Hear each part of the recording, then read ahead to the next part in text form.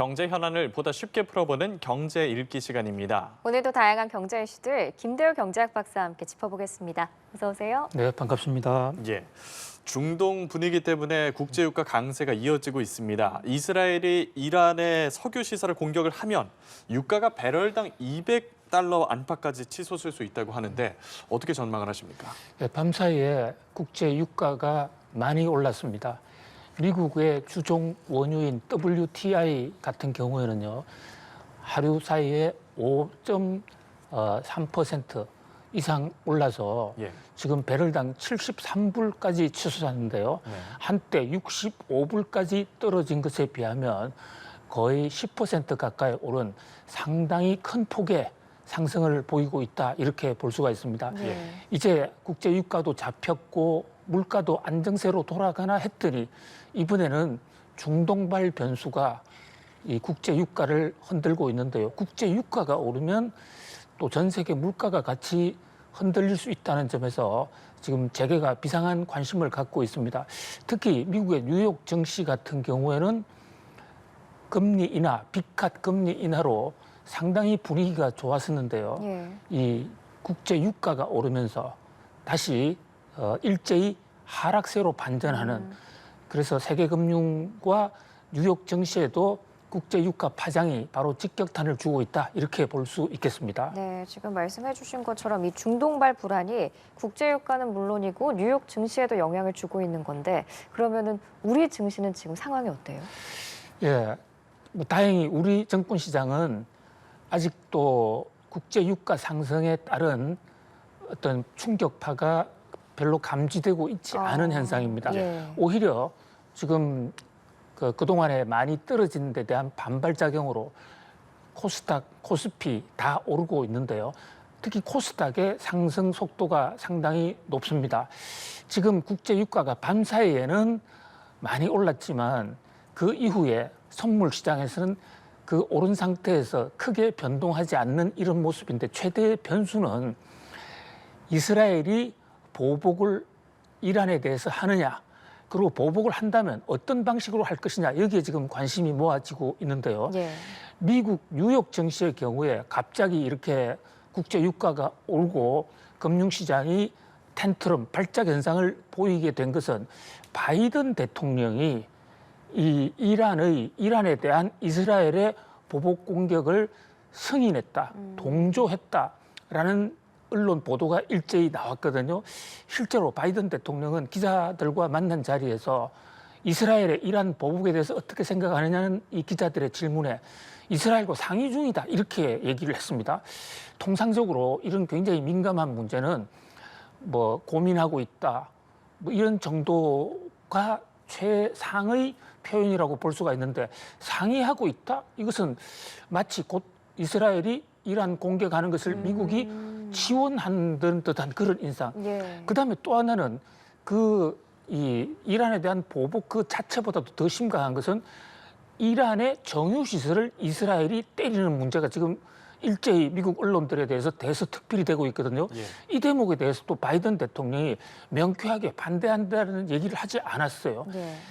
만약에 이스라엘이 이란의 정유시설을 직접 때리게 되면 그야말로 국제 유가가 폭발적으로 오를 수 있는 대란 상황이 야기될 수가 있습니다. 이스라엘은 왜 이렇게 이란의 정유시설을 때리려고 하느냐? 이것은 이제 그 표면적인 이유는 이란이 자꾸 이스라엘을 도발하는 것은 이란의 경제력이 어느 정도 뒷받침이 되는 것이 아니냐. 이참에 보복을 하려면 이란의 경제적 기반을 무너뜨려야 된다. 그렇다면 이란의 주생상품인 원유를 팔지 못하도록 원유 시설을 타격을 줘야 된다라는 이런 형식 논리거든요. 그러나 이것은 세계 경제에 상당한 많은 변수를 야기할 수 있다는 점에서 세계 경제가 상당히 지금 이란의 행보를 예의주시하고 있는 그런 상황입니다. 우리나라는 당초 이달 말에 유류세 인하 조치가 종료될 예정이었잖아요. 그러면 이 사건하고 관련해서 이 인하 조치가 좀 더 연장될 가능성도 있을까요? 현재 지금 유류세라는 것은 각종 경유, 휘발유 등에 붙는 세금인데요. 이것을 그동안에 코로나 엔데믹 상황에서 물가가 오를 때 특히 국제 유가 상승이 컸습니다. 이 충격을 소비자들에게 덜어주기 위해서 정부가 그 세금 가운데 상당 부분을 유류세 인하 방식으로 부담을 덜어줬죠. 경감시켜줬던 예. 거거든요. 그런데 지금 국제 유가가 이 이라크 전면전 상황만 놓고 빼고 본다면 국제 유가는 굉장히 안정세입니다. 한때 120달러까지 갔던 국제 유가가 지금은 60달러 정도로 떨어져 있기 때문에 네. 현재로서는 유류세를 더 이상 이런 유류세 인하를 연장할 이유가 없지 않느냐. 거기다가 우리나라 지금 세수 상황도 그렇게 좋지 않기 때문에 유류세 인하를 폐지하는 것은 당초 계획대로 가는 쪽으로 지금 방향이 정해져 있습니다. 다만 이스라엘이 이란의 정유 시설을 때려서 일시적으로나마 국제 유가가 흔들린다고 그러면 예. 그때는 좀 다른 생각을 할 수 있겠습니다만은 그럴 가능성이 현재로서는 높지는 않기 때문에 예. 유류세 인하 폐지 쪽으로 지금 여론이 모아지고 있다 이렇게 볼 수 있습니다. 네, 그러니까 중동 사태가 더 확전으로 가지 않는 이상은 이 유류세 인하 조치는 더 연장될 가능성이 낮다 이렇게 보시는 그렇습니다. 거죠? 예. 예, 알겠습니다. 두 번째 주제 볼게요. 김 가격이 지난해보다 30% 이상 올랐습니다. 뭐 사과나 배 같은 이런 먹거리는 가격이 떨어지는데 김은 왜 계속 오르고 있는 거예요? 그렇습니다. 자, 요즘 이 농산물 물가 돌아가면서 이 서민 가게를 지금 타격을 하고 네. 있는데요. 이번에는 김입니다. 사실 김은 올 초부터 계속해서 김값이 올랐는데 다른 사과, 배는 일단 상승세가 잡혔는데 김값은 오히려 더 오릅니다. 지금 컴퓨터 그래픽의 월별 동향을 보면요. 예. 계속해서 지금 오르고 있거든요. 그러다 보니까 전년 동을 대비로 보면 마른 김은 32.7%가 올랐고 조미김, 막김은 20.1%가 올랐습니다. 우리 지금 물가는 1%대 중반으로 떨어져 있어요. 그런데 김값은 이렇게 고공행진을 하는데 김값이 오르는 것은 또 물론 기상이변과 관련이 있습니다. 김은 바다에서 이 양식을 하지 않습니까? 그런데 바다 기온이 높으면 제대로 자라지 못하고 감염병이 생깁니다. 육상에서 온도가 높으면 폭염 상황에서 배추가 잘 자라지 못하는 것과 똑같은 요인이에요. 그러다 보니까 김 생산에 작황이 부진합니다. 근데 이 배추보다 더 심각한 것은 배추는 우리나라만 지금 문제지만 세계 2위의 생산국이 일본, 중국에서도 김이 작황이 좋지가 않아요. 예. 그러니까 김의 품질이 가장 좋은 한국산 김을 일본과 중국이 집중적으로 사가고 있습니다.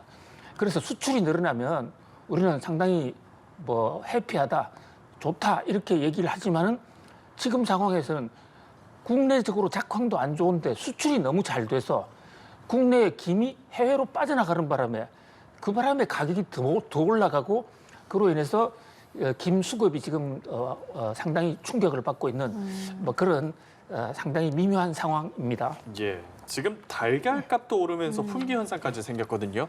호주의 일부 맥도날드 매장에서는 이 달걀이 핵심인 맥모닝 판매가 중단된 곳도 있다고 합니다.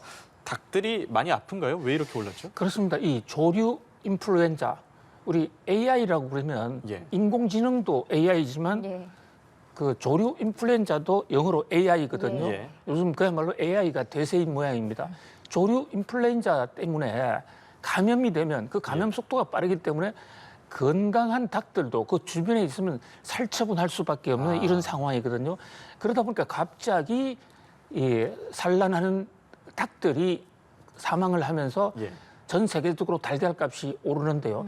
2019년도에 무려 지금 60%나 올랐습니다. 예. 지금 기후 변화와 또 어떤 자연재해 네. 거기다가 어떤 전염병까지. 의료 문제, 전염병 문제 이런 것이 이제 겹치면서 여러 상품들이 돌아가면서 가격이 올라가는 이런 이상현상이 있는데요. 예. 여기 이제 기후 변화나 전염병 등이 올해 한 번만 터지고 말 것이 아니고 계속해서 반복이 될 수 있기 때문에 우리가 좀 선제적으로 대응할 필요가 있다고 보여집니다. 네, 이런 자연재해나 기후변화로 인해서 기후 인플레이션에 대한 위기감이 계속 높아지고 있는데 지금 단계에서는 그럼 저희가 식량 안보까지도 좀 걱정해야 하는 단계인가요? 그렇습니다. 이게 당장에 먹고 살 기초 식량이 줄어드는 것은 아닙니다만은 이 사태가 장기화되고 심화될 경우에 식량 안보에도 위기가 닥칠 수 있다라는 그런 경각심을 갖고 좀 선제적인 대응할 필요가 있을 것으로 보입니다. 실제로 우리 식품부에서도 12월 달에 지금 종합 대책을 세우겠다고 발표를 했는데요. 네. 우선 이 기후 변화가 변수가 아니라 상수가 될 계속해서 일어난다는 그런 관점에서 기후 변화에 대비한 어떤 작황, 이를테면 그 기후에 맞는 다른 개체 생산지, 산지를 개발하는 또 종자를 개량하는 이런 정책이 필요할 거고요. 또 전 세계적으로 우리의 수입국을 다변화하고 또 식량에서 금융 상품, 식량 선물 시장에서 주도권을 장악하는 그런 어떤 경제 외교 노력도 필요합니다. 또 단기적으로는 지금 모든 식품이 다 문제가 되는 것은 아니거든요. 예. 기후가 특정 식품을 때립니다. 그리고 반대로 어떤 식품은 굉장히 풍년이 되는 수도 있습니다. 그러니까 수급 조절을 잘해서 부족한 그 식품에 대해서는 국민들의 어떤 소비도 좀 줄일 필요가 있고 또 수급을 조절하는, 그러면서 많이 생산되는 제품을 위주로 판촉을 늘리는 이런 다양하고 입체적인 전략을 신속하게 짜야 될 것으로 보여집니다. 예, 알겠습니다. 이제 다음 주제 살펴보겠습니다. 국토교통부가 올해 수도권 주택 이상 거래를 조사한 중간 결과를 발표했는데 법을 어긴 걸로 의심되는 건수가 수백 건이 나왔다고 합니다. 20억 원이 넘는 아파트를 자기 돈은 한 푼도 들이지 않고 구입한 경우도 있었는데 이게 어떻게 가능했습니까? 네, 거의 뭐 마법과 같은 마술이죠. 예. 자기 돈 한 푼도 없이 20억대 집을 구한다.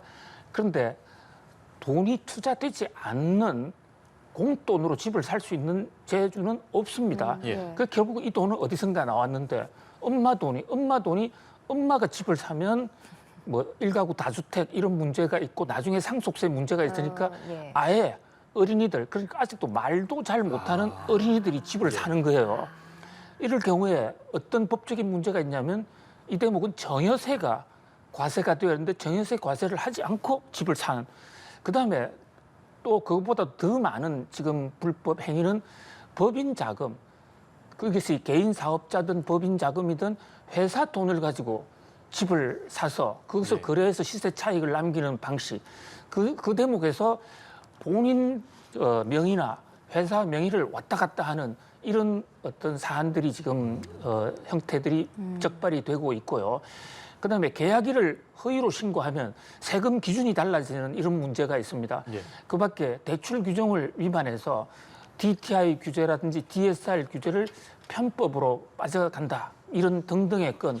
또 하나 지금 최근에 문제가 되는 것은 카톡을 통한 부동산 시세 조정인데요. 예. 예. 동네 사람들이 모여서 우리 20억짜리 아파트 25억 이하로는 절대 팔지 말자. 담합을 하는 거죠. 예, 이런 담합, 네. 이것도 공인중개사법 위반이거든요.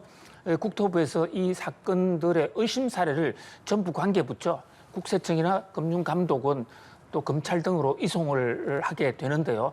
아무튼 부동산 가격이 오르면서 그러니까 영끌 투자가 일어나면서 일단 집을 사고 보자라는 그런 행태도 일부 발견이 되는데요. 이렇게 불법 행위로 집을 샀을 경우에는 얻게 되는 예상 이익보다도 치르게 되는 그 기대 손실이 훨씬 크기 때문에 예. 투자하시는 분들 좀 상당히 조심해서 생각할 필요가 있을 것으로 보여집니다. 네, 지금 조금 전에 말씀해주신 그 집값 담합 사례는 거의 대부분 67%가 수도권에서 발생을 했는데 이거는 어떻게 해석을 해볼 수 있을까요? 지금 집값이 오르는 게요, 전국적인 현상이 아닙니다. 예. 전국 평균으로 보면 집값이 오른다라고 단정 짓기도 어렵습니다. 지금 집값은 서울 수도권도 전체적으로 오르는 게 아니라 특정 지역, 호재가 있는 지역을 중점적으로 오르거든요. 예.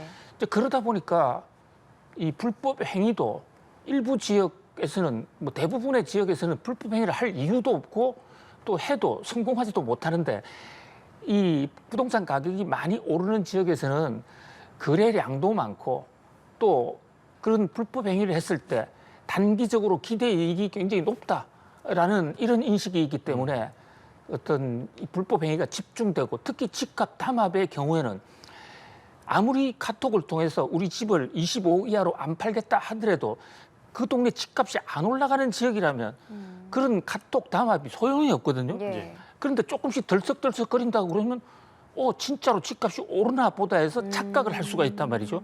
그런 면에서 서울 수도권 지역에 담합 사고가 집중되고 있다 이렇게 볼 수가 있겠습니다. 예. 그러면 뭐 이렇게 돈 안 들이고 집 산 사례도 그렇고 방금 얘기한 담합 같은 것도 그렇고 이런 일들이 자꾸 일어나면 주택 시장의 불안 심리도 커지고 또 집값은 실제로 상승을 하면서 악순환이 이루어지는데 아주 이런 일을 싹을 잘라야 하지 않겠습니까? 범정부 차원의 대책으로 어떤 게 좋을까요? 네, 그렇습니다. 가장 이제 악질적인 것은요. 예.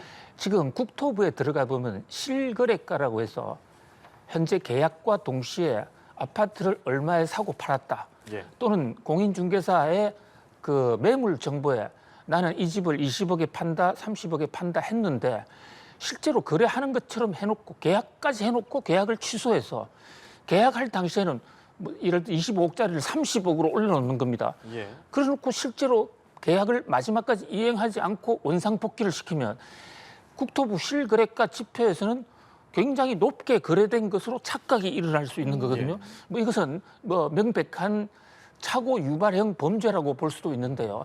자, 그런 면에서 전국적으로 현재 나와 있는 규정에 대해서 각 정부 부처 간의 정보의 교환, 그러니까 각 부서가 부동산 업무에 관해서 부분만 맡고 있거든요. 국토부, 기획재정부, 금융위원회가 다 다릅니다. 이것을 정보를 신속하게 교환할 수 있는 이런 제도가 좀 단기적으로 시급한 게 아닌가 이렇게 보여집니다. 예, 알겠습니다. 오늘 경제 읽기 김대우 경제학 박사와 함께했습니다. 고맙습니다. 고맙습니다.